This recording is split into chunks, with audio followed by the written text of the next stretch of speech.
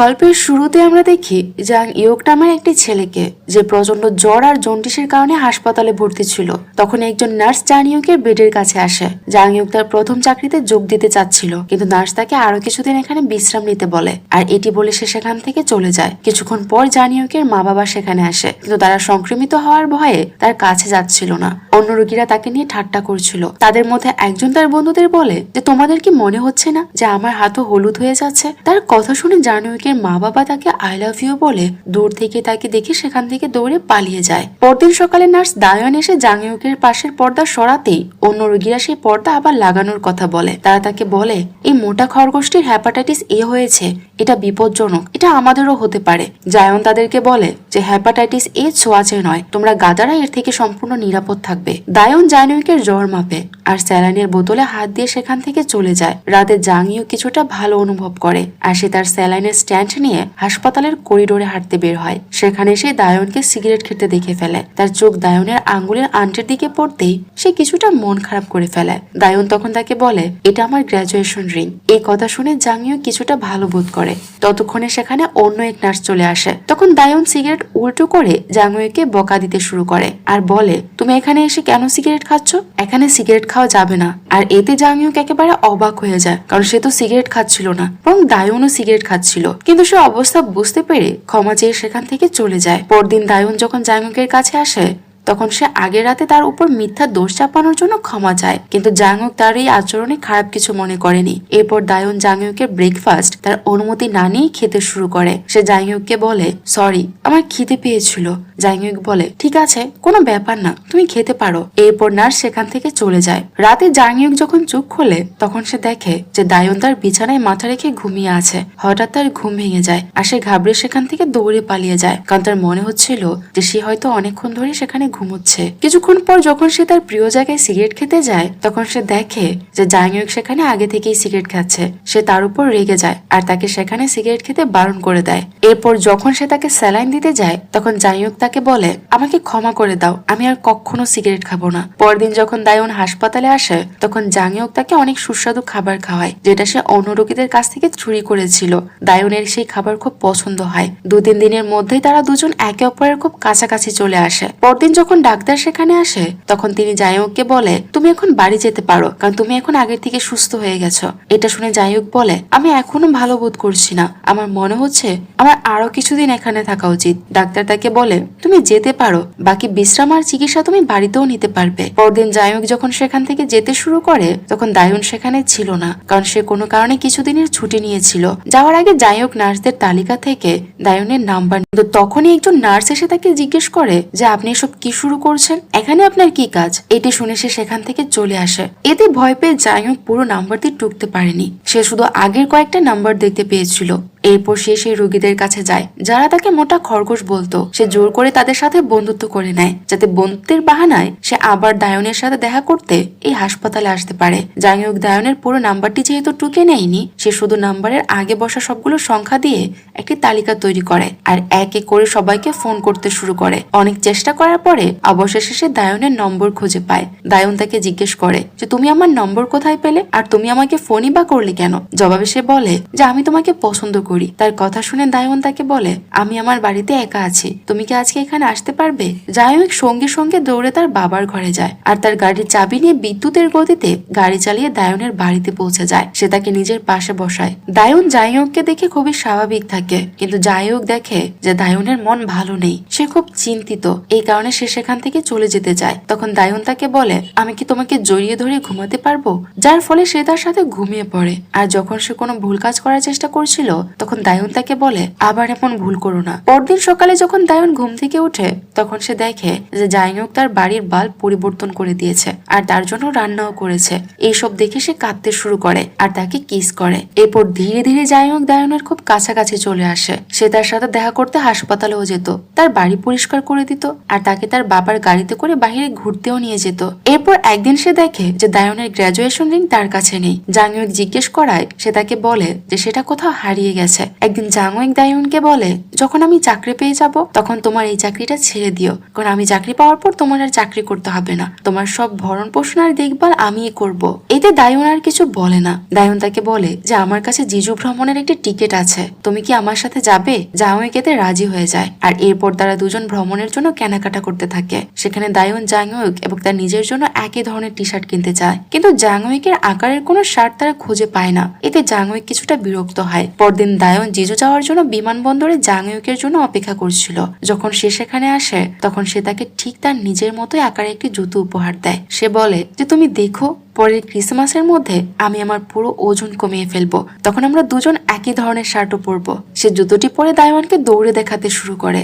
আর এখানেই সিনটি কাট হয়। পরের সিনে আমরা জাংওয়েককে দেখি যে এখন বেশ ফিট আর স্লিম হয়ে গেছে। সে এখন দায়নের সাথে তার বাড়িতে থাকে। তারা দুজন দুজনকে ভালোবাসে। প্রতিদিন অফিসে যাওয়ার আগে জাংওয়েক দায়নের জন্য ব্রেকফাস্ট বানায় আর তার আবর্জনা বাইরে ফেলে আসতো। কিন্তু আজ যখন জাংওয়েক তার অফিসে যায় তখন তার বাবা তাকে জানায় যে সে তাকে একটি বড় কোম্পানিতে ট্রান্সফার করেছে।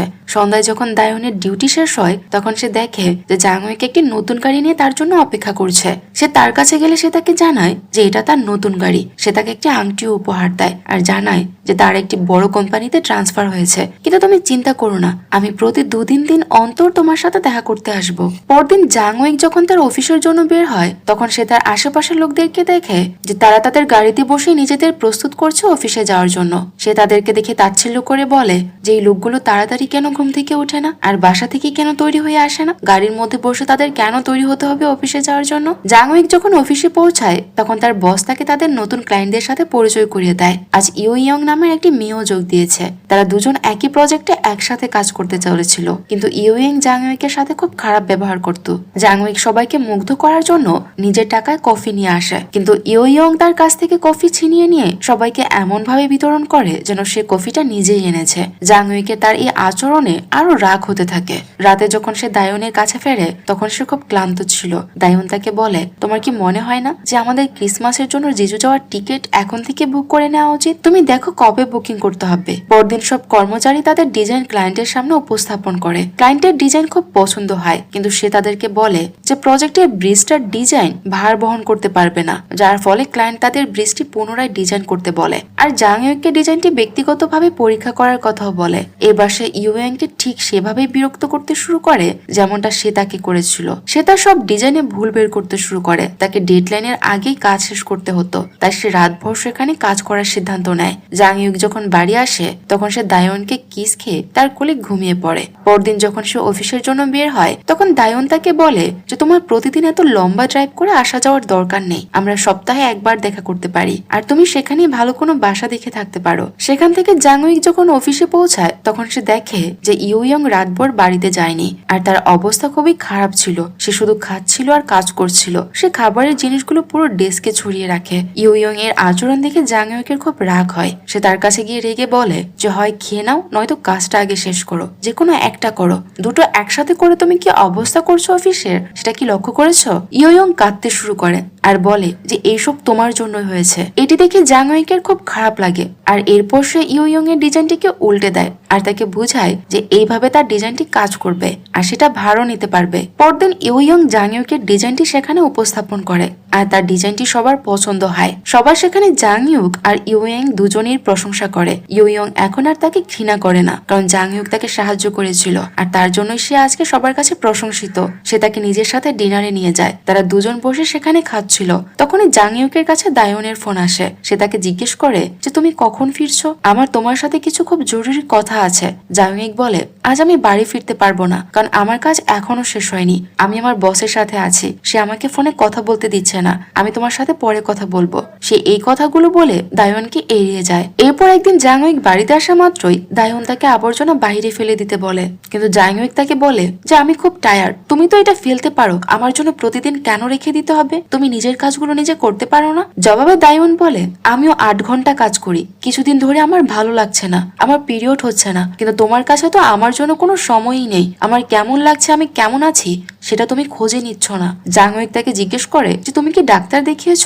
দায়ুন বলে যে আমি সময় পাইনি। এটি শুনে জাংউইক আবর্জনা বাইরে ফেলতে চলে যায়। পরদিন জাংউইক কাজ করছিল, তখন দায়ুন তাকে ফোন করে জানায় যে আমি ডাক্তারের কাছে গিয়েছিলাম, আমি 1 মাসের প্রেগনেন্ট। তাই পরের দিন জাংউইক ছুটি নিয়ে দায়ুনের গর্ভপাত করানোর জন্য তার সাথে হাসপাতালে চলে যায়। সেখানে দায়ুন দেখে যে জাংউইক ভালো বোধ করছে না, তাই সে তাকে বাহিরে গিয়ে বসতে বলে আর সে ভেতরে চলে যায় ডাক্তারের কাছে। অ্যাবর্শন করিয়ে দায়ুন যখন ফিরে আসে তখন জাংউইক তাকে জড়িয়ে ধরে আর তাকে বাড়িতে নিয়ে আসে। দায়ুনের খুব কষ্ট হচ্ছিল, তাই জাংউইক তার সাথে থাকার কথা ভাবে। তখনই তার কোম্পানি থেকে ফোন আসে। সে তাদেরকে বলে যে আজ আমি আসতে পারবো না, কিন্তু যখন দায়ুন তাকে বলে যে আমি ঠিক আছি, তুমি যেতে পারো, প্রথমে জাংউইক ইতস্তত বোধ করে, কিন্তু তারপর সে অফিসের জন্য বেরিয়ে যায়। তার আচরণ দেখে দায়ুন বুঝতে পারে যে সে এখন শুধু তাকে দেখানোর জন্য ভালোবাসছে, তার মধ্যে তার প্রতি আগের মতো সে অনুভূতিটুকু আর সে খুঁজে পাচ্ছে না। এখন প্রতিদিন দায়ুন জাংউইকের সাথে দেখা করতে তার বাড়িতে আসতে শুরু করে, কিন্তু প্রতিদিন লম্বা ড্রাইভের পর সে না তার কাজের উপর মনোযোগ দিতে পারত আর না দায়ুনকে সময় দিতে পারত। সে শুধু বাড়ি আসতো আর ঘুমিয়ে পড়তো। অফিসেও সে ঘুম ঘুম বোধ করতো। ওইয়ং তার কাছাকাছি আসার চেষ্টা করত, কিন্তু সে তাকে এড়িয়ে যাচ্ছিল। জাংউইকও এখন সেই বাকি লোকদের মতো হয়ে গিয়েছিল, যারা ট্রাফিক লাইটে থেমে তাদের গাড়িতে রেডি হচ্ছিল তাদের অফিসে যাওয়ার জন্য। একদিন যখন সে অফিস থেকে বের হতে যায় তখন ইয়োং এসে তার কোলে বসে পড়ে আর তাকে বলে আজ তুমি বাড়ি যেও না, তুমি আমার সাথে বাহিরে চলো। তাই সে তার সাথে বাহিরে ঘুরতে চলে যায়। ধীরে ধীরে সে ইয়োং এর সাথে অনেক সময় কাটাতে শুরু করে। এরপর একদিন সে দায়ুনের সাথে শপিং করতে যায়। সেখানে সে কথায় কথায় তাকে ইয়োং বলে ফেলে আর এটি শুনে দায়ুন তাকে জিজ্ঞেস করে যে ইয়োং কে। জবাবে সে তাকে বলে যে তোমার কি মনে হয় যে আমি তোমার সাথে প্রতারণা করছি? আমি কি তার সাথে ঘুমাই? আমরা দুজন শুধু একসাথে কাজ করি। দায়ুন তখন তাকে বলে যে তুমি কি আমাকে বোকা মনে করো? আমি কি কিছুই বুঝতে পারি না? জাংউইক বলে যদি এমনটাই হতো তাহলে আমি এত দূর থেকে তোমার সাথে দেখা করতে এখানে কখনোই আসতাম না। দায়ুন বলে আমি তোমার সাথে জোর করি, তাই তুমি এখানে বাধ্য হয়ে আসো, আর এসে করোই বাকি, শুধু আসো, খাও আর ঘুমিয়ে পড়ো। আমার দিকে একবার তাকাও তুমি। আমার বাচ্চার জন্য খুব খারাপ লাগছে, আমি তোমার কারণে তাকে হারিয়েছি। এতে জাংউইক অনেক রেগে যায় আর তাকে বলে যে সেটা কি আমার একার ভুল ছিল? সে দায়ুনকে তার বাড়িতে নামিয়ে দেয় আর নিজের গাড়ি নিয়ে রাগ করে সেখান থেকে চলে যায়। পরদিন জাংউইক যখন অফিসে কাজ করছিল তখন ইয়োং তাকে মন খারাপ দেখে জিজ্ঞেস করে যে তোমার কি হয়েছে? তখন সে তাকে আর কোনো কথা না বলে কিস করতে শুরু করে। এবার তারা দুজন একে অপরের সাথে অনেক সময় কাটাতে শুরু করে। জাংউইক এখন দায়ুনের সাথে দেখা করা বন্ধ করে দিয়েছে আর এখন সে ইয়োং এর সাথে একসাথে থাকে। একদিন দায়ুন জাংউইককে মেসেজ করে জিজ্ঞেস করে যে আমি কি জিজুর টিকিট বাতিল করে দেব? তখন উত্তরে জাংউইক বলে যে তুমি অন্য কারোর সাথে চলে যাও। এতে দায়ুন অনেক কষ্ট পায়। রাতে কোম্পানির বস কাজ শেষ হওয়ার খুশিতে সবাইকে পার্টি দেয়, যেখানে তারা জিওনের সাথে সম্পর্কিত একটি গান গাইতে শুরু করে। সেখানে ইয়োং জাংউইককে বলে যে প্রজেক্ট শেষ হওয়ার পরে সে তার বাকি পড়াশোনার জন্য বিদেশে চলে যাবে। এটি শুনে জাংউইকের মন খারাপ হয়ে যায়। সে সেখান থেকে উঠে ওয়াশরুমে চলে যায়। তখন জাংউইক তার মোবাইল চেক করে। সে দায়ুনের স্ট্যাটাস দেখে জানতে পারে যে সে ক্রিসমাসে জিজু যাচ্ছে। জাংউইকের মনে হয় যে সে বিমানবন্দরে হয়তো তার জন্য অপেক্ষা করবে। এই জন্য সে তার অফিসে যায় আর দায়ুনের আংটিটি নিয়ে নেয় যেটা সে ফেরত নিয়েছিল, আর সে আংটি নিয়ে দৌড়ে ট্যাক্সি করে বিমানবন্দরে পৌঁছায়। বিমানবন্দরে সে দায়ুনকে দেখার পরে তার দিকে দৌড়াতে শুরু করে, কিন্তু দৌড়াতে দৌড়াতে সে অন্য এক লোকের সাথে ধাক্কা খায়। যার সাথে তার ধাক্কা লেগেছিল সেও জাংউইকে ছিল। দায়ুন এসে ধাক্কা খাওয়া জাংউইককে ছেড়ে অন্য জাংউইকের কাছে যায়। এরপর সে দেখে যে ধাক্কা খাওয়া জাংউইকও সেখানে আছে। আসলে এখানে দুজন জাংউইক ছিল। মোটা জাংউইকের সাথে তার 3 মাস আগে দেখা হয়েছে, আর রোগা জাংউইকের সাথেও তার কয়েক বছর আগে হাসপাতালেই দেখা হয়েছিল। তার পা ভেঙে যাওয়ায় সে সেই হাসপাতালে ভর্তি হয়, আর সেখানে দায়ুনের সাথে তার দেখা হয়। দায়ুন তার খুব ভালো যত্ন নিয়েছিল, আর সেখান থেকে তাদের বন্ধুত্ব আর পরে ভালোবাসা তৈরি হয়, আর এরপর তারা একসাথে থাকতে শুরু করে। রোগা জাংউইক এবং দায়ুন জেজু যাওয়ার পরিকল্পনা করেছিল, কিন্তু নতুন কোম্পানিতে যাওয়ার পরে যখন জাংউইক ইয়োং এর কাছাকাছি চলে যায় আর দায়ুনকে এড়িয়ে চলতে শুরু করে তখন দায়ুনের তাকে সবচেয়ে বেশি প্রয়োজন ছিল। এই সময় দায়ুনের জীবনে মোটা জাংউইক আসে আর তারা দুজন একে অপরের কাছাকাছি চলে আসে। এই জন্যই মোটা জাংউইক দায়ুনের কাছে তার আংটিটি দেখেছিল, কিন্তু পরে তার কাছে সেই আংটিটি আর ছিল না। মোটা আর রোগা দুজনের নামই জাংউইক ছিল। এই কারণে দায়ুন সেই মোটা জাংউইকের সাথে জিজু যাওয়ার সিদ্ধান্ত নেয়, কারণ ফিট জাংউইক তাকে পুরোপুরি এড়িয়ে চলছিল। এখানে দায়ুন ফিট জাংউইককে পুরোপুরি ইগনোর করে আর তাকে কিছু না বলে মোটা জাংউইকের সাথে জিজু চলে যায়। এটি দেখে রোগা জাংউইক দৌড়ে আবার ইয়োং এর কাছে যায় আর তাকে বলে যে তুমি আমাকে ছেড়ে যেও না। সে দায়ুনের আন্টিটি তাকে পরিয়ে দেয় আর তাকে প্রপোজ করে, কিন্তু ইয়োং তাকে মানা করে দেয়, কারণ তার এই রিলেশন কন্টিনিউ করার থেকে বেশি দরকার ছিল তার পড়াশোনা আর তার কেরিয়ার। আর এটি বলে সে জাংউইকের প্রপোজ প্রত্যাখ্যান করে সেখান থেকে চলে যায়। আর এই সিনের মধ্য দিয়েই মুভিটি এখানেই শেষ হয়। তো মুভির গল্প আপনাদের কাছে কেমন লেগেছে তা কমেন্ট করে জানাতে ভুলবেন না। আর এমনই সব মুভির গল্প পেতে আমাদের চ্যানেলটি সাবস্ক্রাইব করে রাখতে পারেন।